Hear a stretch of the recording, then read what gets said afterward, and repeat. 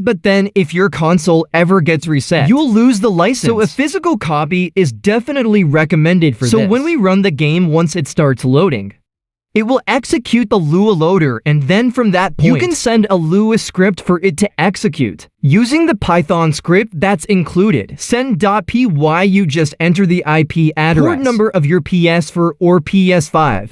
And then you also include the file that you want to execute. And it will send that over the network and execute it on the console. And you can see here, it reads back with "and your PS4 firmware version." And the eboot.bin base address and libkernel base address, and all of that kind of stuff, showing that it is indeed working. And of course, it's the same exact thing on the PS5. Load up the game, it executes the Lua loader. You can then send the file using that same script, and you will get the response back. So what I'm going to cover in this video is how you can get the save onto a jailbroken PS4, a jailbroken PS5, and also any retail consoles that you have. PS4s and retail PS5s. Using either Apollo or Save Wizard. I'll show you both in this video. Lots of different methods on how you can get the save file loaded. If you do have a jailbroken PS4, you can use that to essentially create a save that's signed with the same account ID as a retail PSN account that you own, so that you can then use your jailbroken PS4 to make a save. That will then be compatible with any retail consoles that you have. So let's go ahead and cover that first of all. So if you're going to be doing that, the first thing you want to do is get your PSN account ID. Luckily, there's this handy-dandy website that's now available. PSN account ID PSN flipscreen.games. All you do is enter your PSN account username. So we'll go ahead and enter my account name here for one of my PSN accounts, and then it will give you your account ID. You just want to copy that account ID and paste it into a decimal 2 hexadecimal converter like this one on rapidtables.com. And then it's the hex sign to use complement that you want. That is your account ID. So once you have the account ID of your retail PSN account, all you need to do is activate that on your jailbroken PS4 by, of course, heading into the Apollo Save going to the User Tools section. And in there, you can activate a PS4 account. You can see that my account is already activated. You would select an account that's not activated, and then enter the account ID of your PSN account in here. So once you have that entered and it's activated, you're gonna want to reboot your console to make sure it's properly applied. And once you've done that, we can then create a save file on the game Raspberry Cube. I'm just using a fake package version of the game here as a test. So all we're gonna do is you just start the game, skip through the beginning section, and then press square to bring up the menu. Head over to the save section and create a new save file. Once you've done that, you can close out of the game. And at this point, we can head back into the Apollo Save tool again. Head over to the HDD Saves section. Find the game, which shouldn't be hard to find with all the Japanese letters, and select it there, and then go over to Copy Save Game, and copy it to either the USB or the hard drive. I'm gonna copy it to the USB drive and replace the files on the USB. Copy it to the USB and then unplug that USB drive and plug it into your computer. So from this point, all we're gonna do is head onto our USB drive. Go to the PS4 folder, the Apollo folder, and then find the decrypted save data for the game. Once you find it, we're gonna delete all of the files apart from the SCE system folder. We're just gonna download the code as a zip file for the remote Lua loader and extract that out to your desktop. And we're gonna copy all of the data from the save data folder from the project into our USB save folder. And that will get the decrypted save on there. So once you have that transfer, we're gonna open up the inject.lua file and make sure the platform is set to the platform that you're gonna be running the save on. So if this save is gonna be running on a PS4, you're gonna keep it on PS4. But if you're planning to load this on a PS5, you're gonna want to change that to PS5. So at that point, we can go ahead and save the file. Unplug the USB drive and plug it back into your PS4. So once again, we're gonna go back on the Apollo Save tool here. We're gonna select USB saves this time. And of course, we're gonna select that save file that we just replaced. We're gonna copy it to the hard drive. And that will replace the save on the hard drive with our decrypted data from the Lua loader. And that should now have the save done.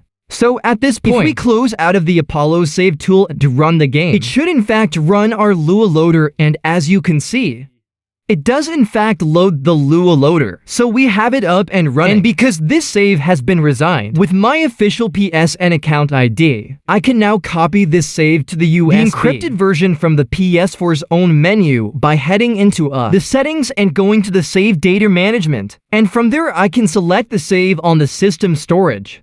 and copy it to the USB storage. And that will get the encrypted version of the save. That's resigned to my profile, and it will copy that out to my USB drive. So with that, I can then copy that to any PS4 or PS5 that is activated with the same account ID. So any retail consoles that I have that are on the latest firmware that have that PSN account on there, I will be able to load that save on those consoles. So if I want to copy that to a retail console, I can just plug in the USB drive into that retail console and then do the same thing, where I just go to save data management on the PS4 or PS5 and then go over to the USB drive and copy to system storage. To copy the save to the system storage of that console, and I'll then be able to run the save if I have a retail copy of the game. So that's how you get the save file up and running on a jailbroken PS4. And then use that jailbroken PS to then get the save file transfer to retail consoles that are activated with the same account ID. Or, of course, a jailbroken PS5 that's activated with the same ID will also now, you don't have a jailbroken PS4 with Apollo that you can use. You can instead use the save wizard with the zip files that I'll leave in the description. So those same save files that I just created on my jailbroken PS4, I will leave them linked in the video description in zip archives. All you have to do is download the one for your PS5 or PS4, and then you can use the save wizard to resign it to your profile. So the way you do that is you open the Save Wizard application, plug in the USB drive, and then go over to the Resigned section. Select the option to import. Select one of the zip files for either PS4 or PS5 and import that save file. And then Save Wizard will resign that save for you to your account. And once that's done, you'll then be able to plug that USB into a retail console and copy the save from the USB to the hard drive in the same way that we showed. And from that point, you'll then be able to load that save on your retail console. So that is another way to get it up and running. So what if we want to get the save file on a jailbreakable PS5 so that we can potentially trigger the UMTX exploit with this in the future? Well, in order to get it on a jailbroken might be PS5, a little bit more tricky. There is actually a save mount that was released for the PS5 but recently. I haven't had any luck trying to get the save on there using Instead, that. The way to do it on the PS5 would be to activate your PS5 with the same account ID. What you can do using John Thornblum's offline account activator. If you don't have this, you can head over to the GitHub project, which the video description, all you gotta do is download the package and also download the off account file.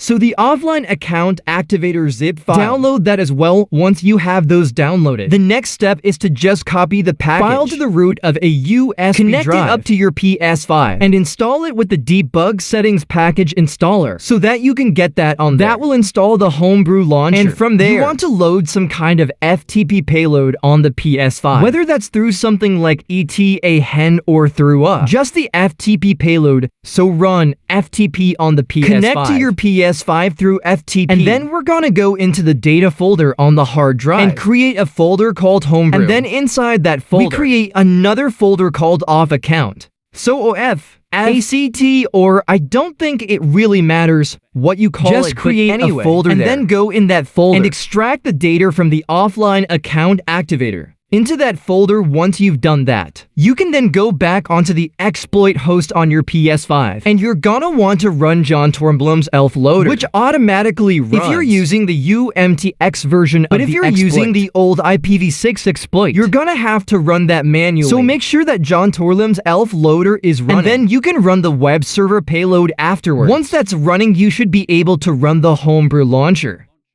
And then if it loads up successfully, it should all be working. You can then select the offline account activator. Give it a few seconds for it to initialize. It will bring up a screen like this, and then you can press circle to get to the actual offline account activator. Select one of your accounts that's not already activated, and you can then enter the account ID.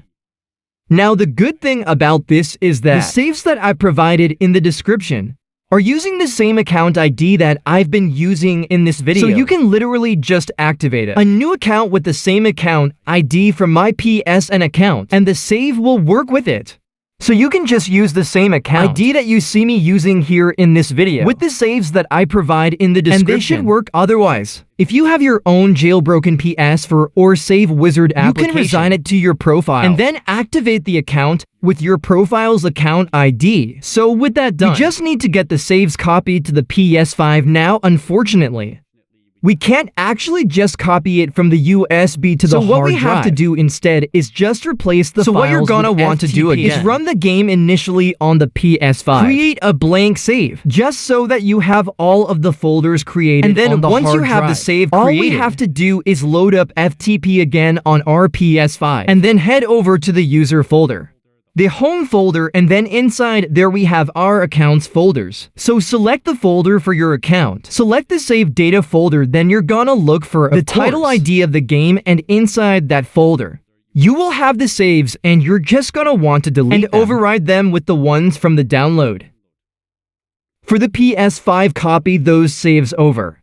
I also renamed the save data file to sdimg_save data.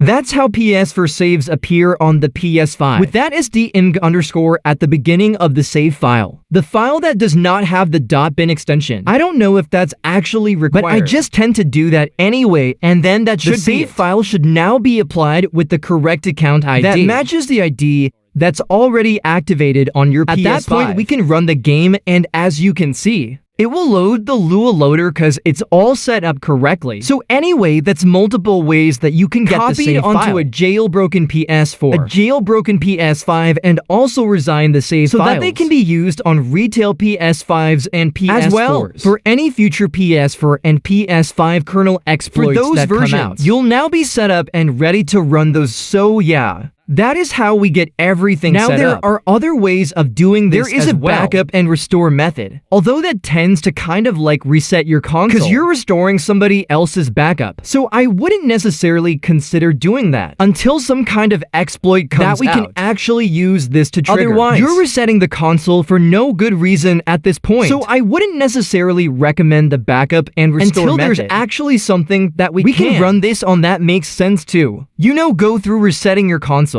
Otherwise, you can use these methods that I've shown in this video to get the save without having to restore a backup. So anyway, that's how you get the loader up and running on your PS5. So any new Lua files that come out that can be executed with this, you'll be able to use this Lua loader. Send those Lua files using the Python script and get them running on your PS4 or PS5 for any future exploits. So yeah, we'll keep an eye on this. We'll see how it develops. But that's it for this one. Hope you guys enjoyed this video or found the information useful. If you did, please leave a like and subscribe, and once again, see you guys